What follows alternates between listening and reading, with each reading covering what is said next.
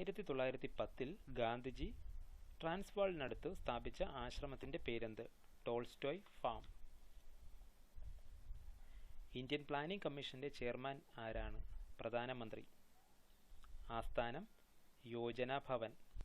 നിലവിൽ വന്നത് 1950 മാർച്ച് 15. ആദ്യ ഉപാധ്യക്ഷൻ ഗുൽസാരിലാൽ നന്ദ.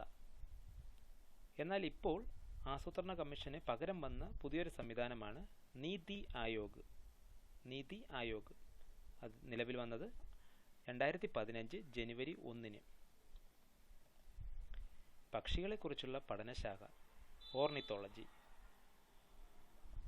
ടെലിവിഷൻ കണ്ടുപിടിച്ചത് ആര്? John bird. 1 ഹോഴ്സ് പവറിന് തുല്യമായ വാട്ട്സ് 746 വാട്ട്സ്. വൈറ്റമിൻ കെയുടെ അഭാവം കൊണ്ടുണ്ടാകുന്ന ഒരു രോഗമാണ് ഹീമോഫീലിയ. മനുഷ്യ ശരീരത്തിലെ ജലത്തിൻ്റെ അളവ് എത്ര ശതമാനം? 65%. മണ്ണിൽ നിന്നും ജലം വേരുകളിലേക്ക് പ്രവേശിക്കുന്നത് ഏത് പ്രക്രിയയുടെ ഫലമായിട്ടാണ്? ഡിഫ്യൂഷൻ.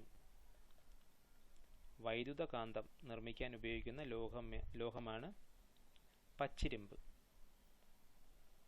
പ്രകൃതിയിൽ നിന്ന് ലഭിക്കുന്ന കാന്തം ലോഡ്സ്റ്റോൺ.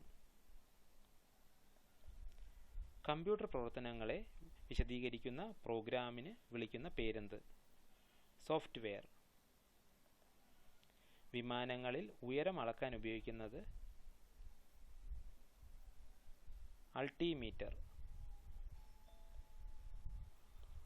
നോബൽ സമ്മാനം നിരസിച്ച ഏക സാഹിത്യകാരൻ ആരാണ്? Jean Paul Sartre. ഏത് വർഷമാണ് കേരളത്തിൽ ടെക്നോ പാർക്ക് ആരംഭിച്ചത്? 1990.